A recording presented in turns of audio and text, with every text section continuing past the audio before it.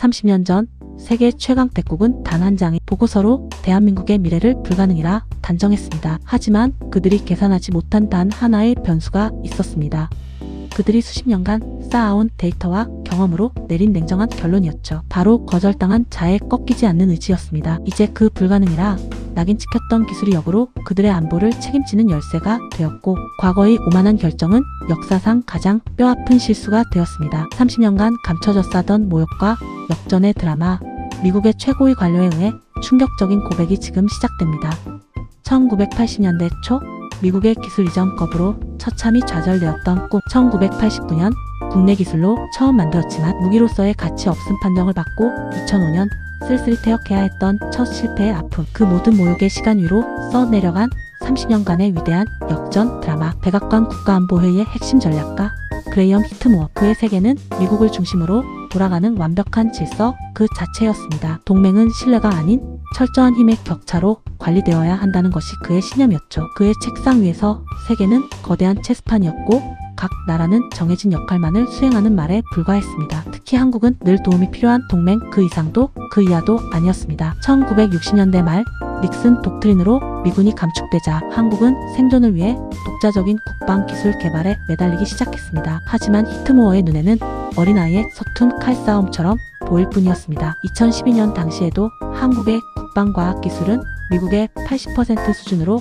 격차는 명확했고 영원히 좁혀지지 않을 것이라 확신했습니다. 그러던 어느 날 작은 동맹국에서 기술 이전을 요청하는 서류가 올라옵니다. 1983년 대통령 지시로 시작된 한국 해군의 수건 사업 특수전 요원의 기습 상륙을 위한 공기부양정 기술이었습니다. 히트모어는 코웃음을 쳤습니다. 가소롭다는 듯 서류를 반려한 회의실에서 그는 평생의 양심에 남을 한마디를 내뱉고 맙니다. 그냥 우리가 만든 걸 사면 될 것을 왜 흉내 내려고 하는가? 회의가 끝나고 누군가 한국 대표단에게 작은 상자를 건넸습니다. 그 안에는 플라스틱으로 만든 싸구려 공기부양정 장난감 모형이 들어있었죠. 진짜는 만질 수 없으니 이걸 갖고 놀아라는 노골적인 모욕이었습니다. 그 순간 대표단의 한 젊은 기술자가 떨리는 목소리로 말했습니다. 알겠습니다. 그럼 우리 손으로 직접 만들겠습니다. 워싱턴의 회의실에는 비웃음이 터져 나왔습니다. 그 누구도 그 한 문장이 30년 뒤 자신들의 십장을 겨눌 비수가 될 줄은 꿈에도 몰랐습니다. 30년의 세월이 흐른 지금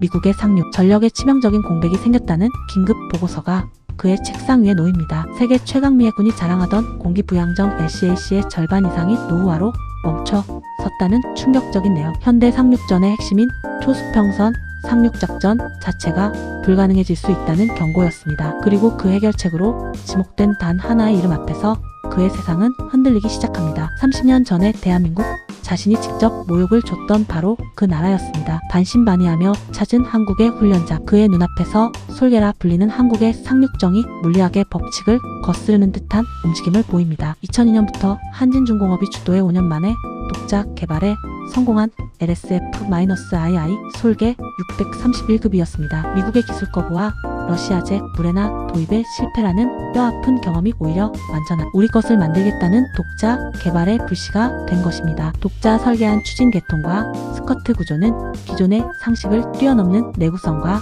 기동성을 보여주었고 최대 속력 시속 74km로 질주하는 모습은 마치 바다 위를 나는 진짜 솔개 같았습니다. 그의 30년 상식이 무너지는 순간이었습니다. 하지만 진짜 시험은 다음에 찾아왔습니다. 미 해군조차 포기했던 죽음의 갯벌 위로 55톤짜리 K-1 전차를 싣고 미끄러지듯 나아가는 모습. 전 세계군 관계자들은 경악했고 그의 굳건했던 자부심은 산산조각 났습니다. 길이 27.9m, 만재 배수량 155톤의 거체가 55톤의 전차를 싣고도 저수심과 갯벌을 자유자재로 기동하는 광경은 그가 평생 믿어온 기술의 격차라는 세계관을 송두리째 파괴했습니다. 이것은 모방이 아니었습니다. 명백한 추월이었습니다. 그때 거대한 태풍이 한반도를 덮치고 한 마을 전체가 고립됩니다. 헬기도 구조선도 접근하지 못하는 절망의 순간 솔개가 인명을 구하기 위해 폭풍 속으로 뛰어듭니다. 일반 선박은 접근조차 불가능한 갯벌 지역, 바로 그곳이 솔개에게는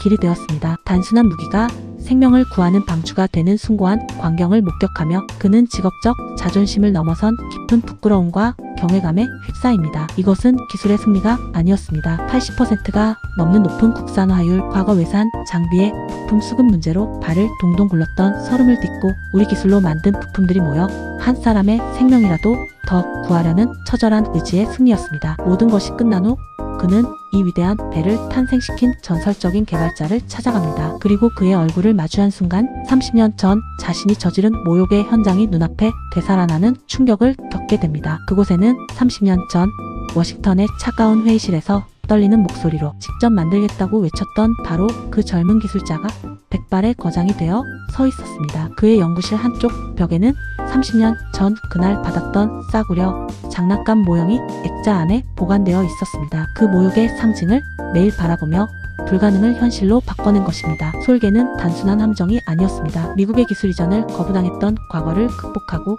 성공한 자주국방의 혼 그 자체였습니다. 워싱턴으로 돌아온 그는 자신의 경력 전체를 걸고 가장 뼈아픈 보고서를 작성합니다. 우리는 틀렸고 한국을 넘어서는 것이 아니라 그들과 손을 잡아야만 한다.